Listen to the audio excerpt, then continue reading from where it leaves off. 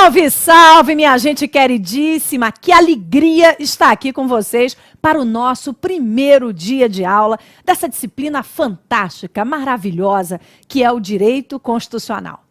Eu sei que para muitos é uma matéria considerada um pouco difícil. Muitos saem da faculdade com aquela sensação de que nunca estudaram o direito constitucional. Isso porque, na maioria das vezes, a disciplina é estudada lá no início da faculdade. E realmente, muitos saem com a sensação de que não viram muita coisa. Mas, olha só, eu peço que vocês abram seus corações, não é? Preparem os corações para o que eu vou contar, porque o meu objetivo inicial nessa disciplina é desmistificar a ideia de que o direito constitucional é uma matéria difícil. Vocês vão relembrar conceitos importantes. Vamos começar hoje trabalhando com a estrutura do coração do ordenamento jurídico, que é a nossa Constituição. Nós vamos aos pouquinhos e vocês vão perceber que é só um mito, que a matéria não tem nada de difícil. Bem, como é o nosso primeiro dia de aula, eu não posso deixar de passar para vocês algumas informações importantes de contato, né? Venham aqui comigo. Olha só. Coloquei aqui vários contatos nas redes sociais. O Facebook é a nossa página, né? Leva o meu nome, Flávia.Bahia-Martins. O Twitter também tem Prof. Flávia Bahia. O endereço do Twitter é o mesmo endereço do Periscope, não é? Prof. Flávia Bahia. Lá no Instagram, não é? Nós temos também um encontro marcado pelo Flávia_Bahia. Não tem como não me encontrar, não é verdade? Bem, e eu preparei 2 espaços muito especiais também para aqueles que seguem com a gente na segunda fase dessa matéria maravilhosa que é o direito constitucional. Lá no Facebook, é só vocês colocarem na parte da busca grupo de alunos da professora e escrevam o meu nome. Vocês vão encontrar um espaço muito especial. Me lembro bem que na primeira semana o nosso grupo lá do Facebook tinha 30 membros, pessoal. Isso lá no 7º exame de ordem. Estamos agora indo para a 20ª edição do certame. São mais de 22 mil constitucionalistas. É um grupo muito, muito especial, guiado pela solidariedade. Eu sempre que posso estou presente e lá vocês podem, inclusive, conversar com outros constitucionalistas que já fizeram e lograram êxito na segunda fase da nossa disciplina. Eu criei recentemente um Instagram específico também para os alunos da segunda fase. Segunda fase, Flávia Bahia. E lá no Insta, pessoal, nós teremos dicas diárias para a segunda fase, algumas frases importantes. Lá no Facebook também serão feitas revisões, ou seja, são 2 espaços muito especiais para os constitucionalistas. Flávia, mas a minha disciplina da segunda fase não é constitucional, eu posso participar? Lógico, os espaços são democráticos, tá certo? E lógico que também foram criados para vocês. Aliás, tudo é preparado com muito carinho para vocês. Saibam disso. Vocês são o grande incentivo aí dos nossos dias. Bem, aqueles que sempre perguntam, e a bibliografia, Flávia, eu faço o quê? Gente, na primeira fase do exame de ordem, muitas questões de direito constitucional são extraídas da letra da lei, da letra da Constituição e de algumas leis específicas que serão trabalhadas ao longo do nosso curso. Então, para aqueles que estão pensando, não é, em apostar numa bibliografia de leitura, não é, de legislação, olha só, o que eu trouxe aqui para vocês. Essa é a capa do nosso Vademecum de Constitucional e Humanos e essa é a 7ª edição. Para a prova de vocês, nós iremos para a 8ª edição, né? Isso mesmo, já estamos, né, rompendo aí, são muitas edições, graças a Deus, muito sucesso também. É uma legislação que pode ajudá-los. Na primeira fase, em Constitucional e Humanos, e na segunda fase, é a legislação que eu indico, completíssima, com toda a legislação processual e material necessária para a nossa prova da aprovação e é o material é editado pela editora Armador. Para aqueles que também estão pensando, né, em adquirir o material para facilitar os estudos do direito constitucional na primeira, na segunda etapa, nós temos o Descomplicando o Direito Constitucional. É uma obra muito simples, tá? Com conceitos bem objetivos, não é? Mais uma vez, para lembrar que a nossa disciplina não tem nada de difícil. Não sei por que contaram isso por aí. Bem, na segunda etapa, nós temos um livro de prática processual de peças, que é da editora Juspodium. Estamos indo para a 5ª edição, no 20º exame de ordem. Então, fica aqui mais uma sugestão para aqueles da segunda fase. Agora, minha gente, como antes da segunda fase tem a primeira, o que eu quero que vocês façam todas as aulas? Vamos combinar assim logo, desde o primeiro encontro. Eu quero que vocês tenham um caderno para anotar tudo o que for de mais importante sobre a matéria. No finalzinho do curso, nosso caderno estará bem extenso e servirá como uma base importante para a revisão para a prova da aprovação. Então, eu quero um caderno, tá? Não sei qual é o caderno, pequeno, grande, médio, não sei, mas eu quero um caderno. Eu quero também que vocês tenham a Constituição ao lado, pessoal, porque, como eu disse, a primeira fase é uma prova de memória legislativa. Então, quando eu citar artigo 60 da Constituição, você abre aí o artigo 60 e vai aproveitar a sua aula ao máximo. Vai escutar, vai ler, vai folhear. Então, por favor, vamos tirar as constituições das gavetas, das mochilas, das bolsas e deixar a Constituição aí, a obra-prima do nosso país, não é? Logo aí no cantinho do estudo. Também peço, deixa o seu celular fora do nosso campo de visão. Sabe por quê? Porque aquele barulhinho, né, chegando uma mensagem, acaba distraindo o pessoal. Cada bloco é formado por 30 minutos, não é? Então vamos começar assim, né? Cada 30, você primeiro assiste 30 minutos de aula, depois vai checar o celular. Aos poucos você vai perceber que a aula trata de temas tão importantes. Nós selecionamos aqui os assuntos mais cobrados na primeira fase, porque a banca, ela tem uma tradição em direito constitucional. Então, né, vocês vão perceber ao final do curso que nós vamos tratar de todos os assuntos mais relevantes para a prova.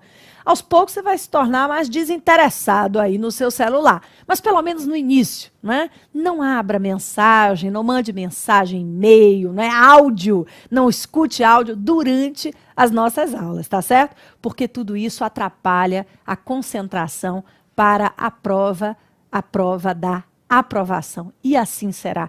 Esse é o nosso exame. Meus sentimentos são os melhores, eu estou com uma vibração altíssima, tenho certeza de que nós teremos uma grande prova pela frente. Agora, venham juntos, olha só.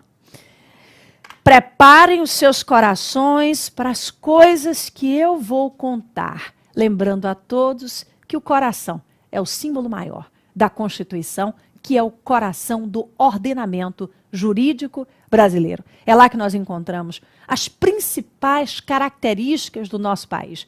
É lá que estão os direitos e garantias fundamentais guiados pelo princípio da dignidade da pessoa humana. Vamos juntos? Né? Vamos então começar o nosso projeto da prova da aprovação, lembrando que o direito constitucional tem normalmente 7 questões na prova, quase 10% da prova. E nós vamos vencer cada uma das questões. Bem, como eu prometi, nós vamos começar do início, tá? Relembrando qual é a composição da nossa lei maior. Venham comigo. Composição da Constituição. Bem, a Constituição, ela tem um belo preâmbulo, um texto lindíssimo, que diz, não é, que a Constituição está sendo promulgada sob a proteção de Deus, não é? O Deus que cada um tem no coração e também aqueles que não têm um Deus certo. É um Deus bem plural, né? O Deus da liberdade. É esse o contexto do Deus no artigo, na verdade, no preâmbulo da nossa Constituição. Mas o que nos interessa para a prova é o seguinte: qual é a natureza jurídica do preâmbulo?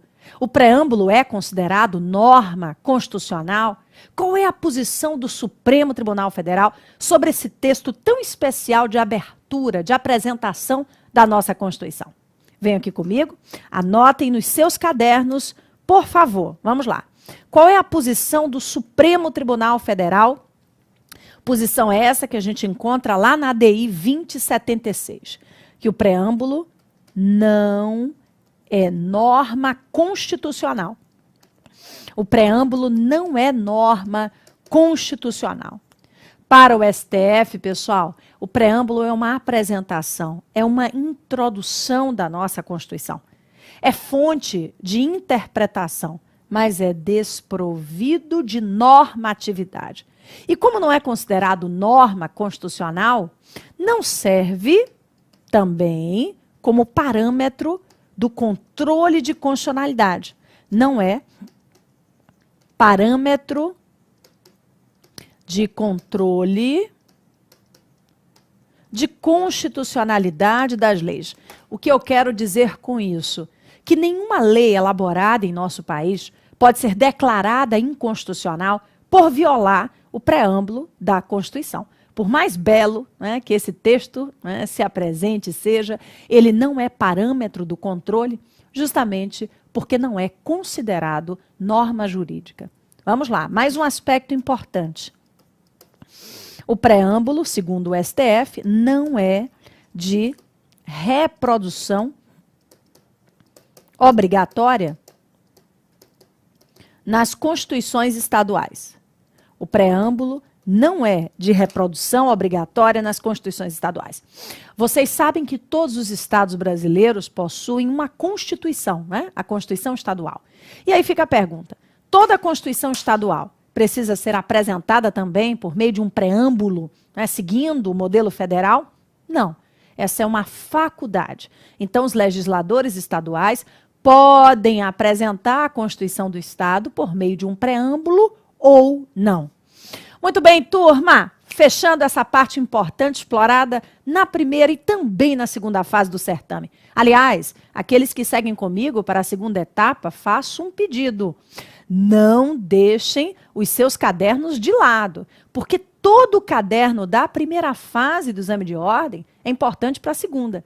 As matérias, elas se repetem, tá? Então, trate de construir um caderno belíssimo, riquíssimo de informações, porque todos esses dados, todo esse conhecimento acumulado será importante para a segunda fase.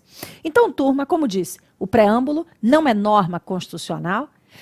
Em razão disso, não é parâmetro do controle de constitucionalidade das leis, tampouco é de observância, de reprodução obrigatória nas constituições estaduais.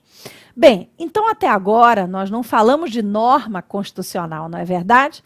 E aí sim, vamos, né, estudar as normas constitucionais. Venham aqui comigo, olha só. A Constituição é composta por uma parte dogmática, chamada ainda de corpo fixo. Deixa eu apagar essas primeiras anotações aqui sobre o preâmbulo, porque elas já estão no caderno de vocês, não é? Maravilha, vamos lá. Então, a Constituição, ela é composta por uma parte dogmática, o corpo chamado de fixo, e também por normas do ADCT, normas do Ato das Disposições Constitucionais Transitórias.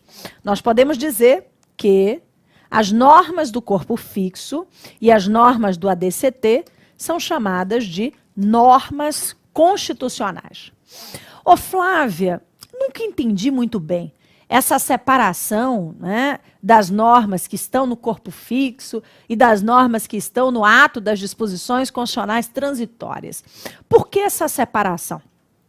Turma, as normas do ADCT são normas de passagem, são normas que nascem para regular a passagem do tempo entre uma Constituição antiga e a chegada de uma nova Constituição. Por exemplo, se vocês abrirem lá o artigo 2º do ADCT, vão perceber que foi marcado um plebiscito para que o povo decidisse se queria viver num país republicano, monárquico, presidencialista ou parlamentarista. Porque havia realmente uma controvérsia, havia posição, a favor do parlamentarismo, a favor do presidencialismo. Então, essa norma do ADCT, ela marcou um plebiscito a ser realizado no ano de 93 para que o povo escolhesse se queria viver, né, num país com essa característica ou com a outra característica. Então, turma, pronto, plebiscito foi realizado, essa norma esgotou os seus efeitos jurídicos. Lá no ADCT, nós encontramos, inclusive, a extinção do território de Fernando de Noronha, que passou, não é, a fazer parte do estado de Pernambuco. Então, são normas de passagem, que aos poucos vão se exaurindo com o passar do tempo. Por isso, o Constituinte, né, quem elaborou a Constituição, decidiu fazer essa separação. Agora, atenção! Todas as normas que estão no corpo fixo, hoje 250 artigos, não é, do corpo fixo da Constituição, e as normas do ADCT, formadas hoje por 100 artigos, todas elas, não é, compõem a Constituição. Então, esse grande coração que bateu forte aí no início da nossa aula, a Constituição é formada por normas do seu corpo fixo e as normas do ADCT. Não há hierarquia alguma entre as normas do corpo fixo e as normas do ato das disposições constitucionais transitórias, tá? Todas são normas constitucionais. Muitas nasceram no dia 5 de outubro de 1988, dizem que precisamente às 16 horas de uma linda quarta-feira. E outras normas foram sendo inseridas no ordenamento jurídico constitucional por meio das emendas. Venham aqui comigo. Olha só. Então, turma, há na Constituição normas constitucionais originárias e há também na Constituição normas constitucionais derivadas. Então, turma, o corpo fixo e o ADCT, né, são formados por normas que nasceram nesse belo dia 5 de outubro de 88, deixa eu colocar aqui, e outras normas que foram inseridas ao longo dos anos pelas emendas constitucionais. Turma, normas constitucionais originárias nascem no 5 de outubro de 88. Mas ao longo desses 28 anos quase de história constitucional, a Constituição recebeu outras normas constitucionais, vindas do poder reformador, que a gente vai estudar ainda hoje. Então, turma, vamos lá. Normas originárias nascidas no dia 5 de outubro de 88. Normas constitucionais derivadas são as normas inseridas por meio das emendas, das alterações que a Constituição recebeu ao longo dessas quase 3 décadas de vida. Muito bem, eu quero que vocês anotem uma outra observação muito importante. Gente, as normas constitucionais originárias, as nascidas, né, nessa data tão significativa de outubro, elas gozam de presunção absoluta de constitucionalidade. Anotem isso aí. As normas constitucionais originárias gozam de presunção absoluta de constitucionalidade.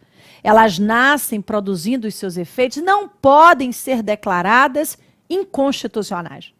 Na visão de muitos doutrinadores, se o Supremo Tribunal Federal, que foi criado para ser o guardião da Constituição, pudesse declarar a inconstitucionalidade dessas normas originárias, seria o mesmo que permitir que a criatura tomasse conta da obra do Criador, o que não faz muito sentido.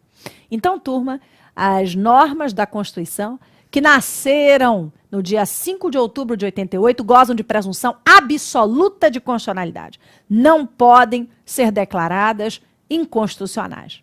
Agora, as normas constitucionais derivadas, que são as emendas, e todas as demais normas produzidas no país, já sob a égide da nova Constituição, gozam de presunção relativa de constitucionalidade. Nascem produzindo seus efeitos jurídicos, mas caso se observe alguma violação ao texto da lei maior, essas normas podem vir a ser declaradas inconstitucionais. Vamos escrever isso no nosso caderno da aprovação, vamos lá? Olha só, as normas constitucionais originárias, elas gozam de presunção absoluta de constitucionalidade, porque não podem ser declaradas em sentido contrário.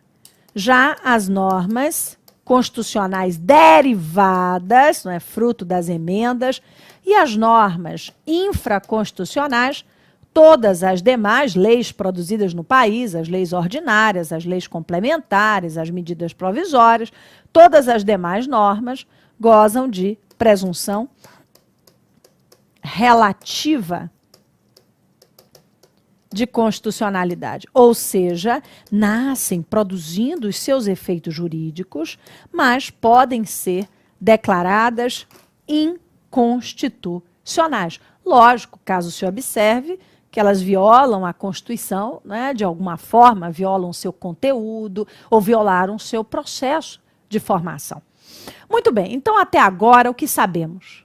Que o preâmbulo é um texto bonito, mas que não tem valor normativo, que a Constituição é dividida entre normas nascidas em 88, no dia 5 de outubro, e todas as outras normas que nasceram daí para frente. Essas normas nascidas em 88 ou nascidas, não é, pelas emendas, elas são divididas entre, não é, normas do corpo fixo e as normas do ADCT. Então, as normas constitucionais formadas pelo corpo fixo e pelas normas do ADCT, né, umas nascem em 88, outras são inseridas pelo processo de reforma que a gente vai começar a estudar agora. E aí, para fechar, o que eu disse sobre a presunção de constitucionalidade? Disse a vocês que as normas constitucionais originárias, as que criam o Supremo para guardá-las e protegê-las, essas normas gozam de presunção absoluta de constitucionalidade. Todas as demais leis produzidas no país, já sob a égide da Constituição, sejam as emendas, as leis ordinárias, as leis complementares, os decretos legislativos, as leis delegadas, todas as demais normas gozam de presunção relativa de constitucionalidade. Nascem produzindo seus efeitos jurídicos, mas podem vir a ser declaradas inconstitucionais. Até aí, alguma pergunta? Eu não falei, mas ainda há tempo. Qualquer dúvida que você tenha, por favor, a encaminhe lá pelo plantão de dúvidas na área do aluno, porque, não é, nós vamos responder a sua dúvida na maior brevidade possível. E nada de pensar, minha dúvida é tão boba, não existe dúvida boba, não é? Se a sua dúvida ela é importante de qualquer forma, tá certo? Então, mande sua pergunta lá pelo nosso plantão de dúvidas. Bem, eu disse a vocês que a Constituição ela vai recebendo alterações ao longo dos anos. O que faz todo sentido, não é verdade? Senão a Constituição não poderia, não é, receber as mudanças da sociedade, os novos anseios, não é? Então, como a Constituição ela precisa estar viva, ela precisa estar próxima do povo para fazer sentido, lógico que ela também precisa receber alterações. Bem, na Constituição de 88, o núcleo do poder de reforma, o núcleo do processo de alteração formal da nossa Constituição, está lá no artigo 60. Então, o que eu coloquei aqui, pessoal? O poder reformador, que é o poder responsável pelas alterações formais, visíveis, que a Constituição vai receber, né? Esse poder de reforma está lá, localizado no artigo 60 da Constituição, que já foi cobrado inúmeras vezes na primeira e na segunda etapa. Então, é um artigo muito importante para a nossa prova. Turma, se vocês abrirem o artigo 62, vão encontrar hoje 12 parágrafos. Pois bem, esse artigo 62, em 88, ele era formado pelo caput e por um parágrafo único. Não tinha tantos parágrafos. Esses parágrafos foram inseridos pela emenda constitucional 32 de 2001. Se vocês abrirem o artigo 5º, vão perceber que o inciso 78, ele não existia em 88. Foi inserido pela emenda 45.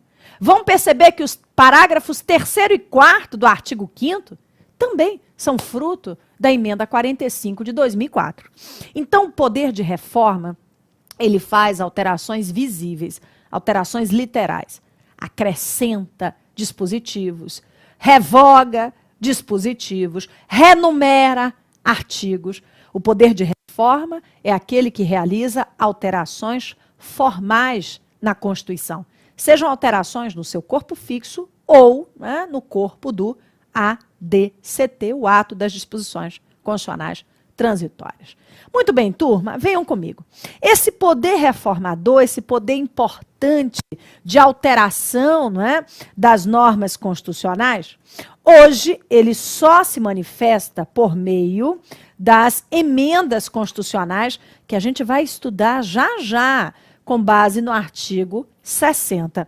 Mas já se manifestou também no ano de 1994 por meio das emendas de revisão. Então, preste atenção. Poder reformador é, né, a base, o poder de alterar a Constituição.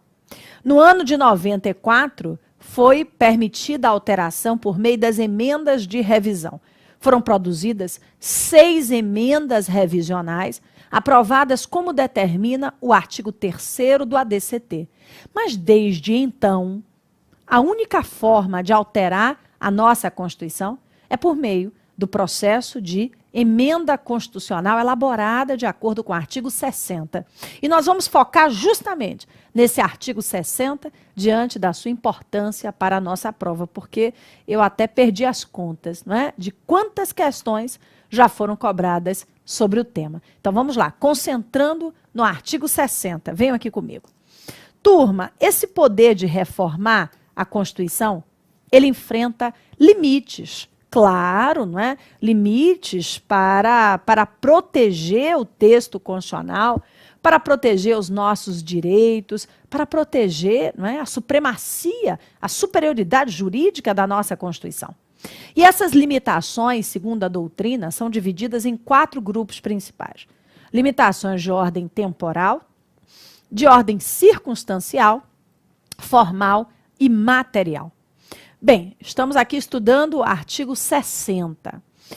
Será que encontramos lá no artigo 60 algum limite de ordem temporal? Como assim? Será que a Constituição estabeleceu períodos, dias, meses, anos, não é? Nos quais ela não poderia ser alterada? Abram aí o artigo 60. Ah, Flávia, minha Constituição está lá no outro quarto, né, na última gaveta. Ih, vai dar um trabalho. Tem problema não. Dê uma pausa na sua aula agora. Eu fico aqui, congelada, esperando você voltar. E pegue a sua Constituição, porque a primeira fase é uma prova de memória legislativa. E digo isso, né, são 12 anos de experiência dando aula para a OAB, para outros concursos. Se a gente sabe que funciona desse modo, escutem, né? É uma sugestão, é um conselho amoroso. Então vamos buscar suas constituições, porque a gente precisa da memória. Ela fará toda a diferença na hora da prova. Vamos cá. Bem, o artigo 60, ele não traz nenhum limite de ordem temporal. Não. A Constituição podia ser alterada desde o dia seguinte, né, da sua elaboração. Então, na Constituição de 88, venham aqui comigo, o artigo 60, turma, não estabelece nenhum limite de ordem temporal. Os autores dizem, não é, e a gente confirma da sua leitura, que a Constituição do Império, a de 1824, no seu artigo 174, dizia que durante 4 anos a Constituição Imperial não podia sofrer alterações. Então, normalmente, quando lembramos de limitação de ordem temporal, lembramos da Constituição do Império, a primeira Constituição brasileira, que impedia o processo de reforma durante esses 4 anos. Na Constituição de 88, que é o que nos interessa, principalmente para a nossa prova da aprovação, não há, segundo doutrina majoritária, limite temporal ao poder de reforma, lá no artigo 60. Muito bem, minha turma querida, em que pese não existir limitação temporal, há limites de ordem circunstancial, formal imaterial. E nós vamos explorá-los no nosso próximo bloco, no próximo capítulo da aula de hoje. Até já, não saia daí não.